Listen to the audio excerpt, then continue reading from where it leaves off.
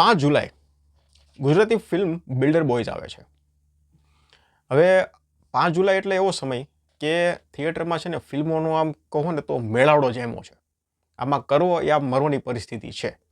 કારણ કે અત્યારે ઓલરેડી ગુજરાતીમાંથી 2 ફિલ્મો ધબધબાટી બોલાવી રહી છે અને સાઉથની આપણી કલ્કી ધબધબાટી બોલાવી રહી છે.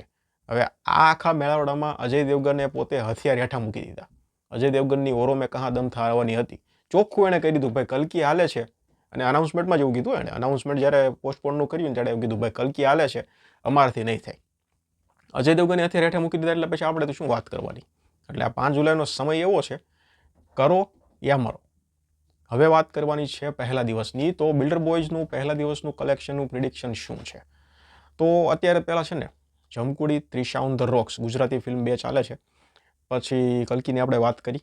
હવે આવતીકાલે એટલે કે 5 જુલાઈએ બોલિવૂડની એક ફિલ્મ આવે છે કિલ નામની. હવે એના પ્રી રિવ્યૂ મેં જોયા છે તો રિવ્યૂ સારા છે. પિંક વિલામાંથી આવેલું છે અને બીજા 2-3 રિવ્યૂ પ્રી રિવ્યૂ આવે છે. રિવ્યૂ સારા આવેલા છે. બીજી વસ્તુ એ છે કે ટ્રેલર રિલીઝ થયું ને, ટ્રેલર રિલીઝ થયા બાદ ટ્રેલર પણ ઇમ્પ્રેસ કરે એવું જ છે. તમે જોયું હોય તો તમને ખ્યાલ હશે. ટ્રેલરે પણ ઇમ્પ્રેસ કરેલા છે અને ટ્રેલર બાદ ફિલ્મની હાઇપ એટલી વધી ગઈ છે. મેં એવું સાંભળ્યું છે કે કિલના જે હોલિવૂડના જે રાઇટ્સ છે ને, હોલિવૂડમાં ફિલ્મની રિમેક બનવાની છે. જ્હોન વિકના ડિરેક્ટરે આ ફિલ્મના રાઇટ લઈ લીધા છે. એટલે ફિલ્મની હાઇપ છે એ ખાસી એવી છે. એટલે એ ફિલ્મ પણ આવે છે. અને જૂની ફિલ્મોની વાત કરીએ તો ચંદુ ચેમ્પિયન ઓલરેડી ચાલી રહી છે અને મુંજિયા. આ બંને ફિલ્મો પણ પાછી સ્ક્રીન રોકીને બેઠી છે. એટલે આખો મેળાવડો આખો સંઘ જામી ગયો છે. હવે એવામાં બિલ્ડર બોયઝને કરવાનું શું છે?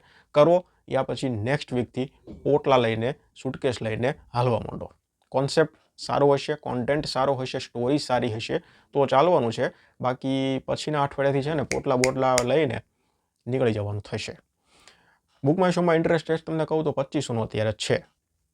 બીજી વસ્તુ શોની તમને વાત કરું તો પર સિનેમા 2 શો મળેલા છે. ચબૂતરો ફિલ્મને પણ આવું જ હતું. ચબૂતરો ફિલ્મ આવીને ત્યારે 2 થી 3 શો એવું હતું. અને અત્યારે તો ભાઈ સીધી વાત છે. જો ફિલ્મનો ઢગલો છે, પછી બધી એવી જ ફિલ્મો ચાલી રહી છે જે કલેક્શન ખૂબ સારા એવા કરી રહી છે. તમે ચંદુ ચેમ્પિયન જુઓ, મુંજિયા જુઓ, કલ્કી જુઓ, જમકોડી જુઓ, ત્રિશા જુઓ, આ બધી ફિલ્મના કલેક્શન પણ એક આમ કહો ને તો ખૂબ સારા આવી રહ્યા છે.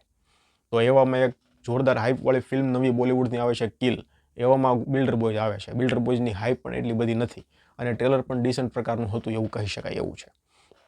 પહેલા દિવસનું આ બધો આખો સીન જોઈને પહેલા દિવસનું પ્રિડિક્શન મારું એવું છે કે 10 થી માંડ 12 લાખ સુધી આ ફિલ્મ પહોંચશે. માંડ 12 લાખ સુધી પહોંચશે. 15 સુધી જવાનું તો લગભગ નામુમકિન લાગે છે મને.